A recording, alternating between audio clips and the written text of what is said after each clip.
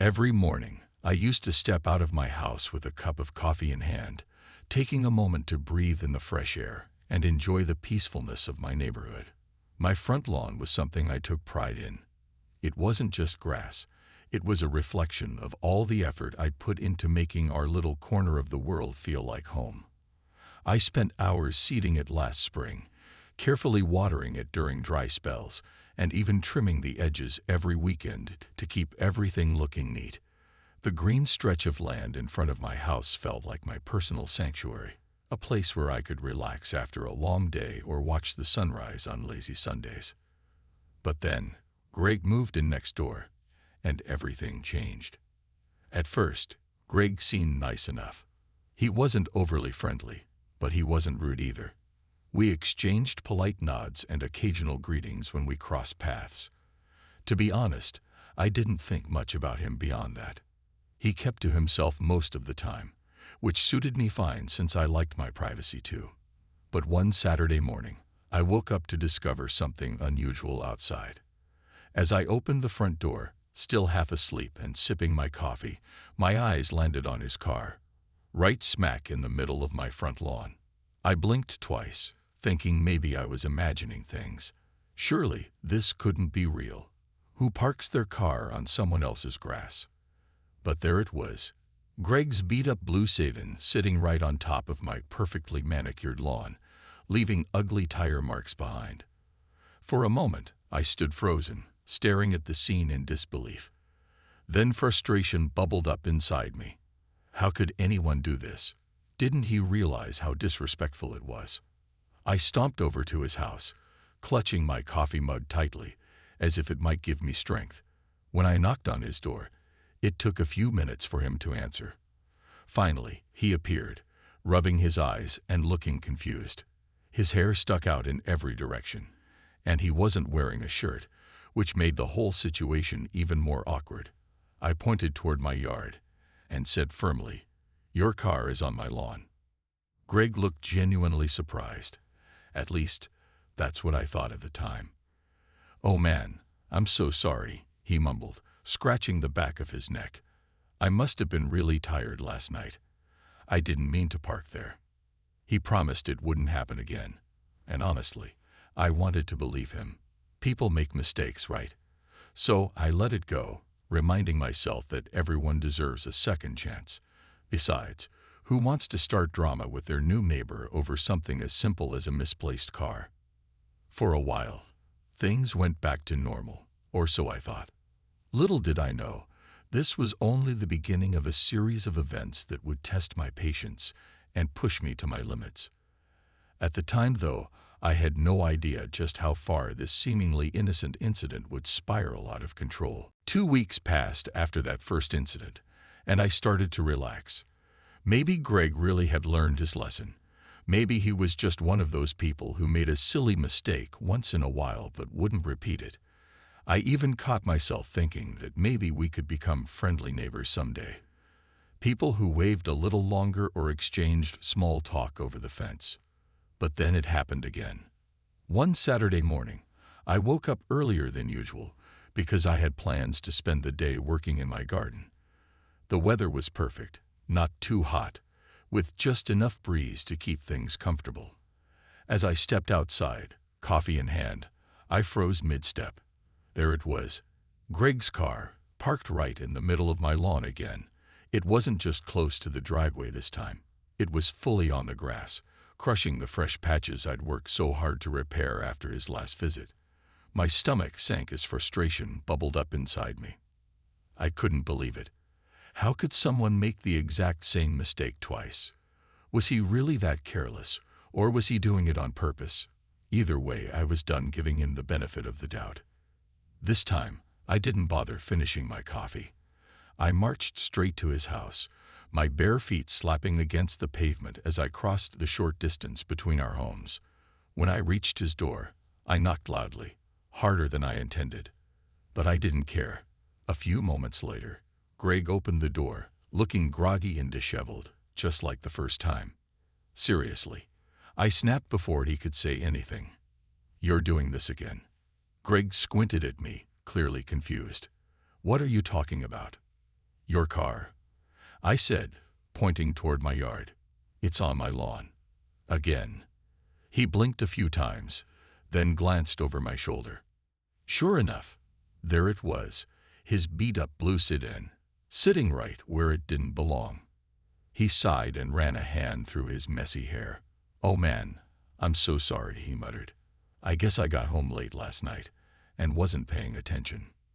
"Not paying attention," I repeated, incredulous. "How do you not notice that you're driving onto someone else's property?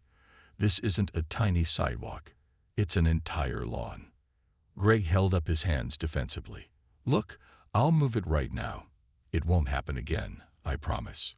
For a moment, I considered arguing further. I wanted to tell him exactly how angry I was, how much effort I'd put into fixing the damage from last time. But instead, I bit my tongue and let him go deal with it. After all, what else could I do? He'd apologized, and he seemed genuinely embarrassed. Maybe, just maybe, he'd finally get the message. But deep down, I knew better. Something about the situation felt off. His excuses sounded hollow, almost rehearsed, like he prepared them ahead of time. And the fact that he hadn't even noticed his own car was missing when he woke up made me wonder if this was less about being tired and more about not caring. A few days later, my suspicions were confirmed. On a Wednesday evening, I came home from work to find Greg's car parked on my lawn yet again. This time, it wasn't just sitting there. It was angled awkwardly, like he'd driven straight across the grass without slowing down. The tire tracks were deeper, and parts of the lawn looked completely flattened. My heart sank as I stared at the destruction. All the progress I'd made repairing it after the second incident was gone. I stood there for a long moment, trying to process what I was seeing.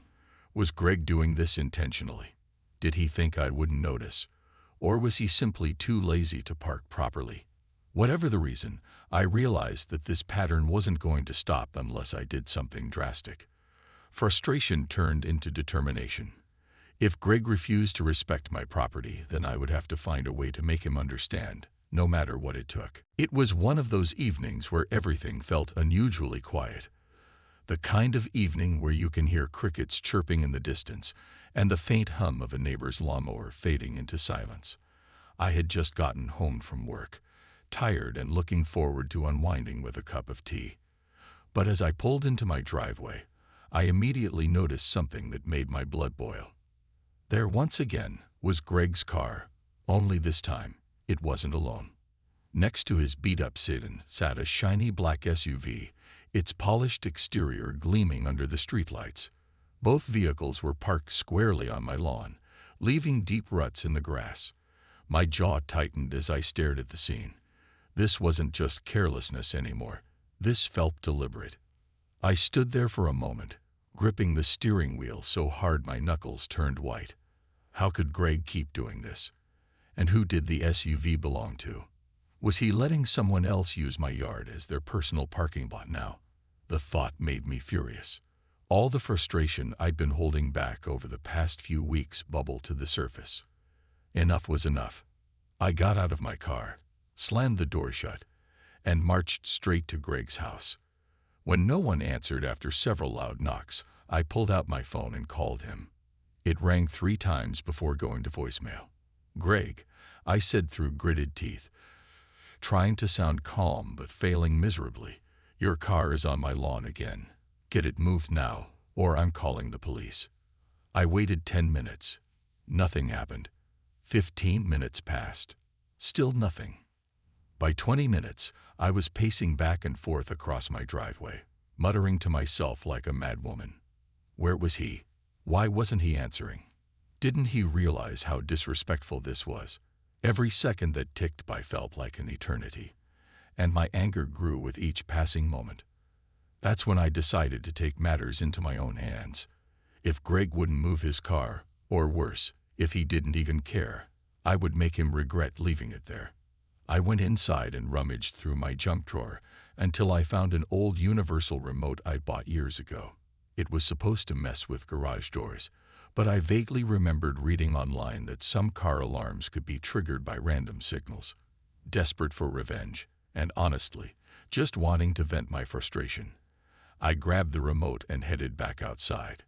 Standing near Greg's car, I aimed the remote and pressed every button I could find. To my surprise and delight, the car alarm blared to life. Lights flashed, horns honked, and the entire neighborhood probably heard it.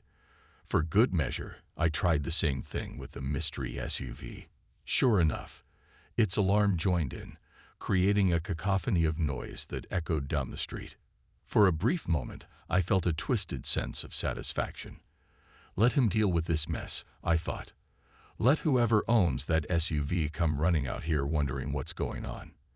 Maybe then they'll realize they can't treat my property like their personal dumping ground. But as satisfying as it was to see those flashing lights and hear the blaring horns, I knew this wasn't enough. Setting off car alarms might get Greg's attention, but it wouldn't solve the bigger problem. He needed to learn that there were consequences for his actions, not just for me, but for anyone else who thought they could park wherever they pleased. With both cars still wailing like banshees, I pulled out my phone again and dialed the non-emergency number for local law enforcement. "Hi," I said sweetly when the dispatcher picked up. "There are 2 abandoned cars on my property. They've been here for hours, and they're blocking access to my yard. Can someone come remove them?" The dispatcher hesitated. "Have you tried contacting the owners?" she asked. "Oh, absolutely," I lied smoothly, glancing at Greg's dark house. "But I haven't seen anyone around, and I assume they're not coming back anytime soon." She agreed to send someone over, and within half an hour, a tow truck arrived. As the driver hooked up Greg's car, I couldn't help but smile. Karma, I thought. Finally, justice was being served. The owner of the SUV showed up just as the second vehicle was being loaded onto the flat. He looked horrified and furious, but by then it was too late. Both cars were gone. Standing there in my driveway, watching the tow truck drive away, I felt a strange mix of triumph and exhaustion. Part of me wondered if I'd gone too far, but another part didn't care. Greg had pushed me to my limit, and now he'd have to face the consequences. Whatever happened next, I knew one thing for sure. He wouldn't be parking on my lawn anytime soon. The next morning, I woke up feeling a strange mix of emotions.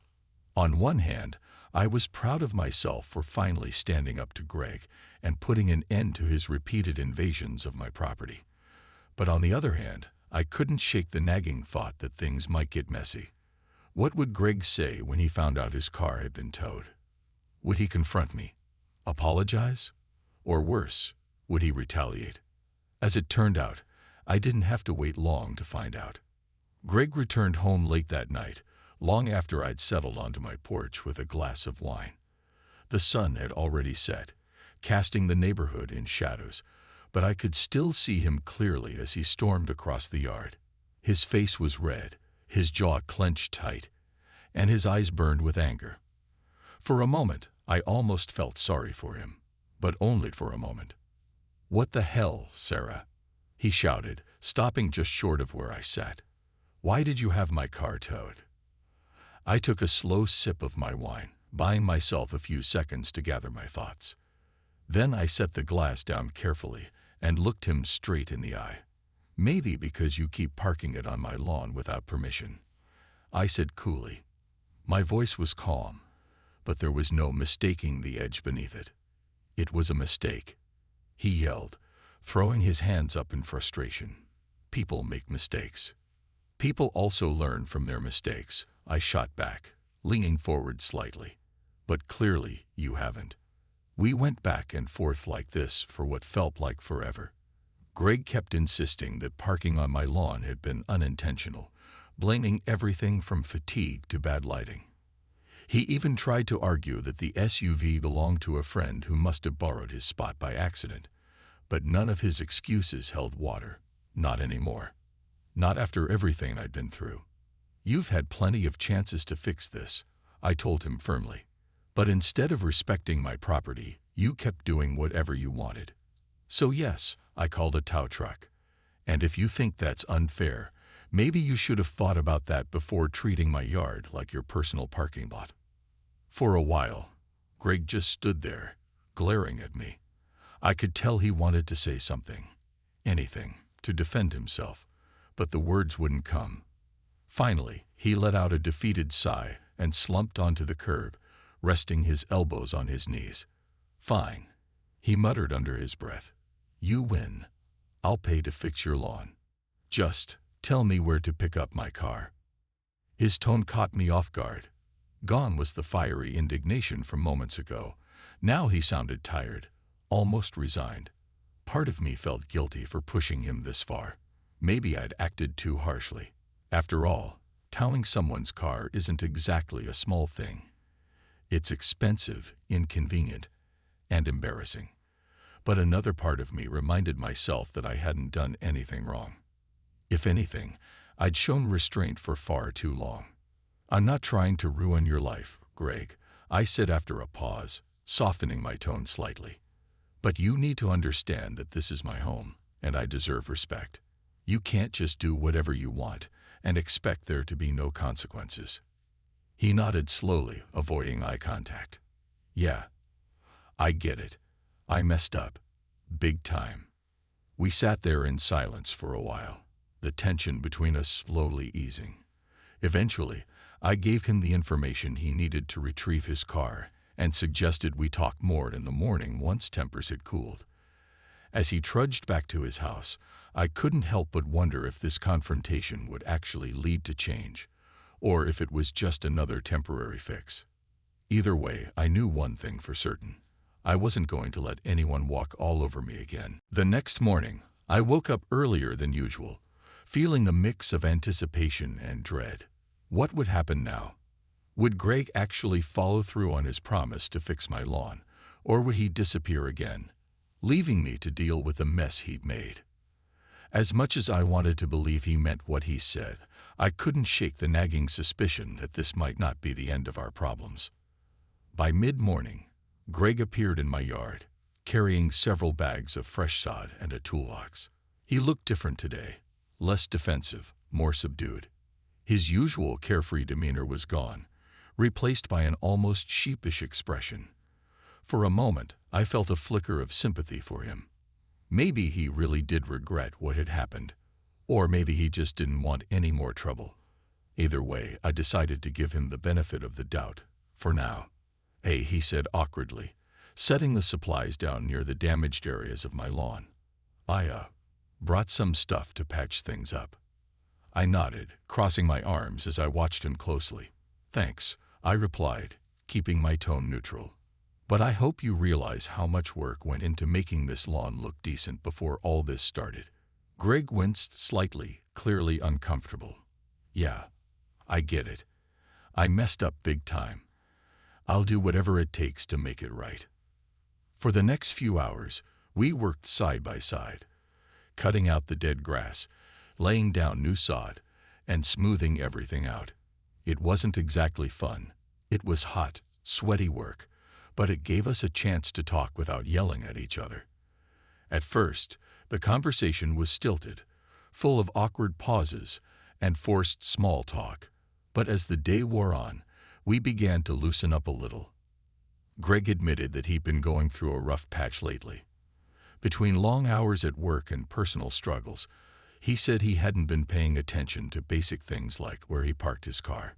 "It sounds stupid, I know," he muttered, shaking his head. But I wasn't thinking straight. And honestly, I didn't think anyone would care that much. "Well, I did care," I told him firmly. "This isn't just grass. It's my home. You don't walk into someone's house uninvited, so why is it okay to park on their lawn?" He nodded, looking genuinely remorseful. "You're right. I shouldn't have done it. Not once, not twice, not ever. I'm sorry." As the afternoon sun beat down on us, I found myself softening toward him. Not because I forgave him completely. I still had my guard up, but because it seemed like he was finally taking responsibility for his actions. By the time we finished repairing the lawn, it looked almost as good as new. Well, almost. Fresh sod takes time to settle in, but it was a start. Before leaving, Greg turned to me and said, "Look, I know I've caused a lot of headaches, and I don't expect you to trust me overnight. But I swear, this won't happen again. If it does," he hesitated, then added with a half-smile, "feel free to sick the tow truck on me." Despite myself, I chuckled. Don't tempt me. We ended the day on a cautiously optimistic note. Things weren't perfect between us. Not by a long shot. But they were better than they'd been in weeks. Still, I couldn't help but wonder if this newfound peace would last. Every now and then, I'd catch Greg glancing at my yard with a strange expression, as though he expected me to snap at him for no reason. And honestly, let him wonder. Sometimes, a little fear is the best way to keep people in line. In the days that followed, life on my street seemed quieter, almost too quiet. Greg kept to himself more than usual, which was fine by me. I appreciated the peace and the fact that my lawn remained untouched. But every time I saw him heading to his car or walking past my house, I couldn't help but notice how he'd glance at my yard with a wary look in his eyes. It was almost comical, like he expected me to pounce on him for some invisible infraction. Part of me wanted to laugh, but another part felt a strange sense of satisfaction. Still, as much as I enjoyed having the upper hand, I knew this uneasy truce wouldn't last forever. People don't change overnight, and while Greg had made an effort to fix things, I wasn't ready to trust him completely just yet. So I stayed vigilant, keeping one eye on my lawn and another on his habits. If there was one thing I'd learned from all this, it was that complacency could be dangerous. One afternoon, about a week after the whole towing fiasco, I decided to tackle some overdue gardening tasks. Kneeling in the dirt, pulling weeds and trimming overgrown bushes, I heard footsteps behind me. Turning around, I saw Greg standing there, holding 2 cups of coffee. He looked nervous, shifting from foot to foot, but he managed a small smile. "I brought you something," he said, holding out one of the cups. "Peace offering." I hesitated for a moment before taking it.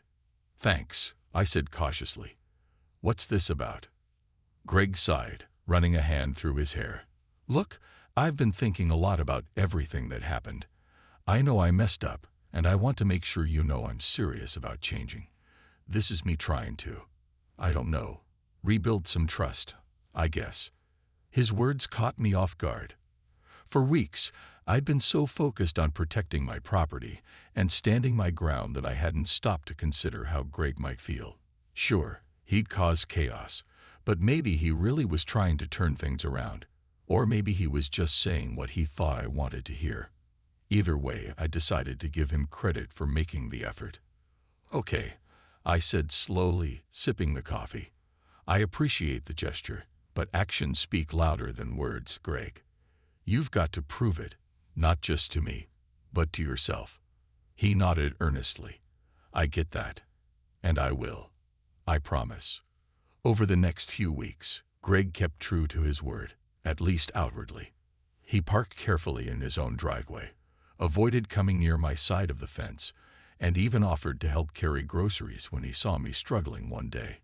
Little by little, the tension between us began to ease. We weren't exactly friends, but we weren't enemies anymore either. Still, I couldn't shake the feeling that our relationship would always have a layer of awkwardness. Every now and then, I'd catch myself wondering if Greg resented me for towing his car, or if he secretly thought I was being unreasonable. But whenever those doubts crept in, I reminded myself of one simple truth. My home mattered, and I had every right to defend it. One evening, as I sat on my porch watching the sunset, Greg walked by with his dog. He waved tentatively, and I waved back. For the first time in weeks, I felt a flicker of hope. Maybe we could coexist without drama after all. But deep down, I knew better than to let my guard down completely. Sometimes people surprise you, for better or worse, and until I saw consistent proof that Greg had truly changed, I planned to keep a close eye on my lawn and on him. Weeks turned into months, and life on my street settled into a new rhythm. Greg's car stayed firmly in his driveway, and my lawn remained free of tire tracks. a small victory, but one I cherished deeply. Over time, the awkwardness between us faded, replaced by something resembling normalcy. We weren't close, far from it, but we exchanged polite hellos when our paths crossed, and occasionally, he'd ask for advice about gardening or offer to lend me tools. It wasn't friendship, but it was peace, and after everything that had happened, peace felt like enough. Still, there were moments when I wondered if Greg ever thought about those chaotic weeks, the arguments, the alarms, the tow truck pulling away with his car in tow.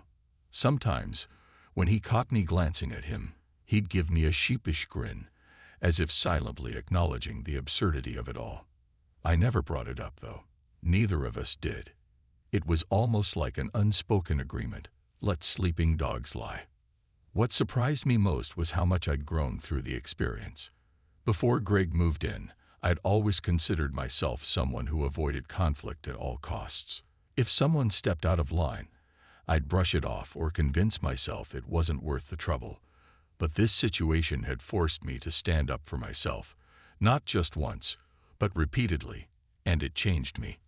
I realized that being kind didn't mean letting people walk all over you. You could set boundaries while still treating others with respect. In fact, sometimes setting boundaries was the only way to earn that respect. Greg seemed different too. He wasn't the same guy who'd blithely parked on my lawn without a second thought. Whether it was guilt, fear of another confrontation, or genuine growth, he appeared more mindful of his actions, not just toward me, but toward everyone in the neighborhood. He started attending community meetings, volunteering to help organize block parties, and even joined a local cleanup crew. Watching him try to make amends made me feel cautiously optimistic. Maybe some people really can change when they're pushed to face their mistakes. Of course, I wasn't naive enough to think everything would stay perfect forever. People are unpredictable, and old habits die hard. But I also knew that I'd handled things the right way. I hadn't sought revenge or tried to humiliate Greg. I'd simply stood firm and demanded respect for my home. That knowledge gave me confidence, not just in dealing with neighbors, but in navigating other challenges life might throw my way. One crisp autumn afternoon, as I raked leaves in my front yard, Greg stopped by with a plate of cookies. "Figured I owed you these," he said with a lopsided smile. "For, well, everything." I laughed, shaking my head. "Thanks. They look great." As he walked away, I couldn't help but smile. Sure, our relationship would probably always have its quirks, but we found a way to coexist peacefully, and that was something. Standing there in my yard, surrounded by golden leaves and the faint scent of freshly baked cookies, I felt a sense of pride, not just in my lawn, but in myself. Sometimes, life throws obstacles your way that test your patience, your courage, and your ability to stand up for what matters. When that happens, the key isn't to win, it's to grow. And looking back on everything that had transpired, I knew I'd done exactly that. From now on, no matter what challenges came my way, I'd face them head on, with strength, clarity, and maybe just a little bit of stubbornness. Because at the end of the day, home is worth fighting for. And so am I.